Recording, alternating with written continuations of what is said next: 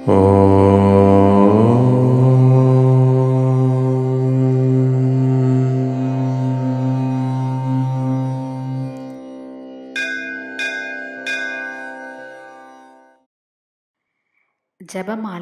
பூஜை.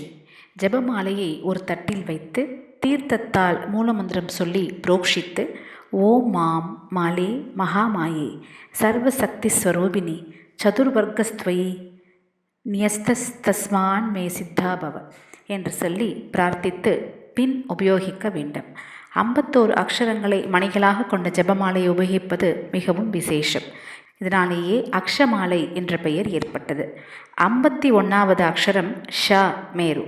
அது நடுவில் தொங்கும் மணி. அதை தாண்டி எண்ணலாகாது. அதை தொட்டுவிட்டு திரும்ப வேண்டும். விரல் ரேகை எண்ணிக்கை. விரலில் உள்ள ரேகைகளை கொண்டு ஜப எண்ணிக்கை செய்யலாம்.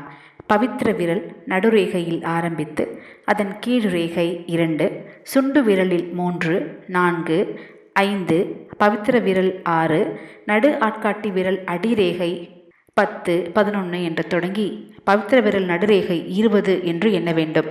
இது ஆரோகண அவரோகண கிரமம் ஆகும். நடுவிரல் மத்திய ரேகை மேரு எனப்படும். அதை தாண்டி ஜபம் செய்யலாகாது.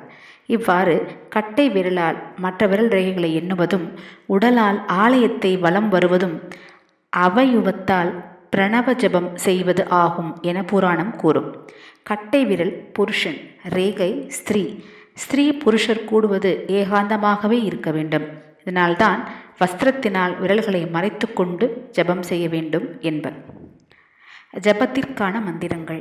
மந்திரங்கள் சப்த ரூபமாக உள்ளவை. இவை தேவதைகளின் சூக்ஷ்ம சரீரம். இவைகளில் இவ்வளவு என்று குறிப்பிட முடியாத அளவு சக்தி உண்டு.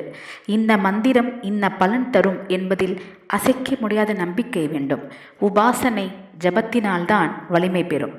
ஜபத்திற்கு சாதனம் மந்திரம்.